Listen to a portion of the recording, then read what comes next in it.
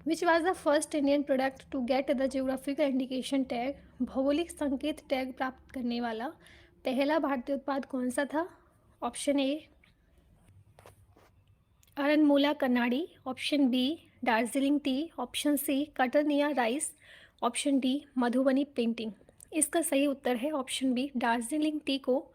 Darjeeling tea ऐसा first Indian product है जिसको जीआई टैग मिला था। ऑप्शन बी इसमें सही हो जाएगा। इसके अलावा इसको कब मिला था? इसको 2004 में मिला था, ठीक है, याद रखना। नेक्स्ट क्वेश्चन पे बढ़ते हैं। टाइम लिमिट क्या होती है जीआई टैग की? Option A 10 years, option B 20 years, option C 50 years या फिर ऑप्शन डी अनलिमिटेड टाइम। तो देखो जीआई टैग जब किसी प्रोडक्ट को मिल जाता है तो उसको रिन्यू कराना पड़ता है। उसका टाइम पीरियड है 10 ईयर्स, 10 साल की समय सीमा होती है। इसमें सही हो जाएगा ऑप्शन ए।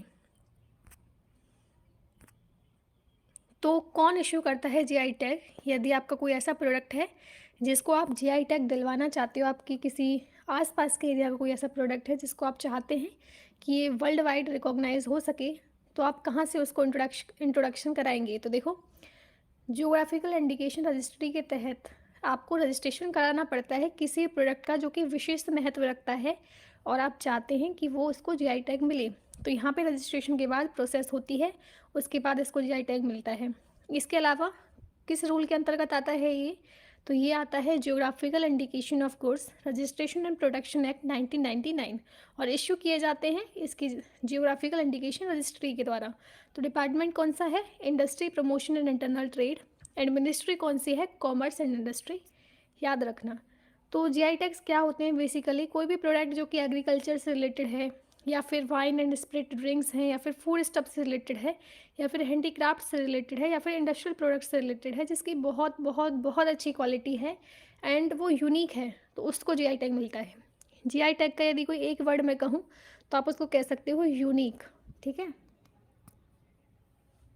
तो इसी के साथ नेक्स्ट क्वेश्चन में बढ़ते हैं। Geographical indication tag is given as per the, अभी बताया मैंने आपको, इसका सही उत्तर आपको बताना है। इसका सही उत्तर है option D. Geographical indication registry and protection act है 1999, जिसके तहत आपको जियोग्राफिकल इंडिकेशन टैग दिया जाता है। तो ये इंडिया में कब आया था? इंडिया में आया था 2003 में, ये भी फैक्ट आप याद रखना। चलिए बढ़ते हैं। तो कौन इश्यू करता है जीआई टैग? अभी मैंने आपको बताया, तो ये करता है option A geographical indication registry. तो लेटेस्ट जीआई टैग देखते हैं कुछ। तो तमिलनाडु एक ऐसा लेटेस्ट है जिसको जीआई टैग मिला है 2022 में। तो ये हैंडीक्राफ्ट से रिलेटेड है। इसके अलावा इसका नाम क्या है? इसका नाम है नारा सिंह पेट्टई नागेश्वरम।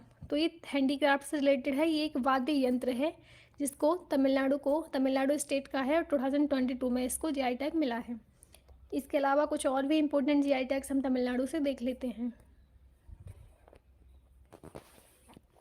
क्वेश्चन है, in which state the Karuppur Kalamkari painting and Kallakurichi wood carving has received the geographical indication tag? तो ये पेंटिंग है और ये वुड कार्विंग है, तो ये कौन से स्टेट से हैं जिनको अभी जीआई टैग मिला है? तो इसको 2021 में मिला था, ठीक है, तो ये ज़रूरी है देखना। इसमें मिला है तमिलनाडु को, ऑप्शन ए इसका सही उत्तर हो जाएगा। इसके अलावा देख लेते हैं कुछ इंपॉर्टेंट जीआई टैग जो कि अभी मिले हैं 2021 में। तो देखो, एक मिला है करुपुर कलमकारी पेंटिंग, तमिलनाडु से है, याद रखना बहुत ज़रूरी है।